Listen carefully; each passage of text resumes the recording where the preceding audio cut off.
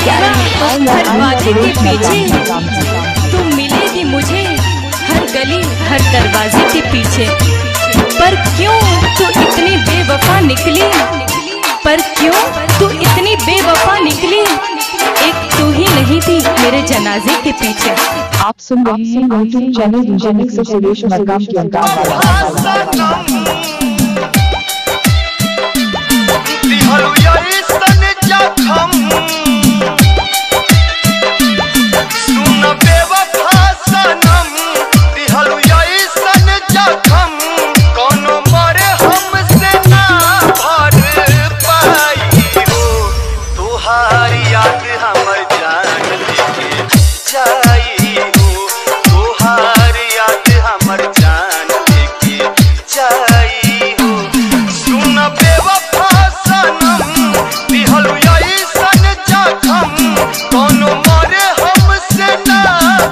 क्या नाम है?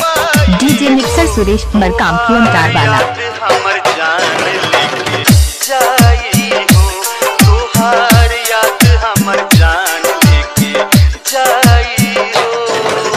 दिल दे के तुझे हमने एक बात तो जानी है, कहते हैं जिसे उल्फत वो जहर का पानी है।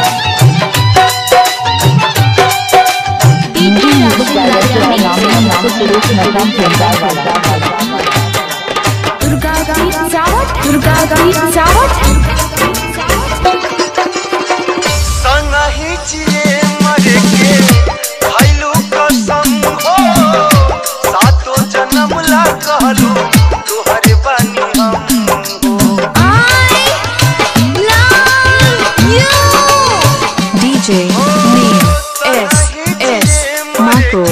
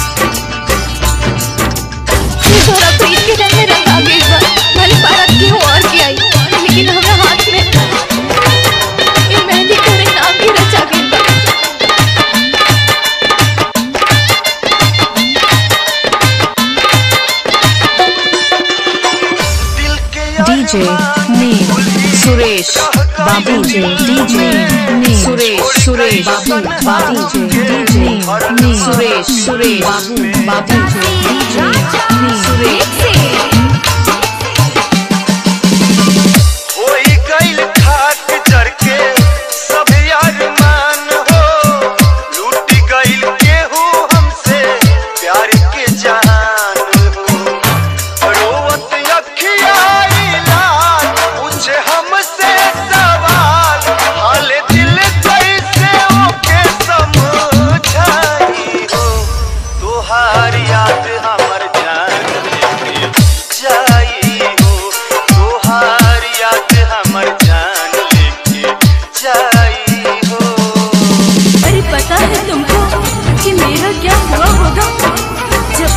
मुझे मारा होगा।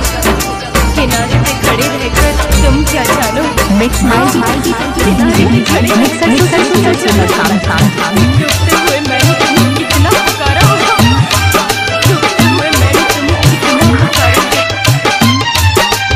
आरडी एडिटिंग सावत, डीजे राशिद राजा मिक्सिंग।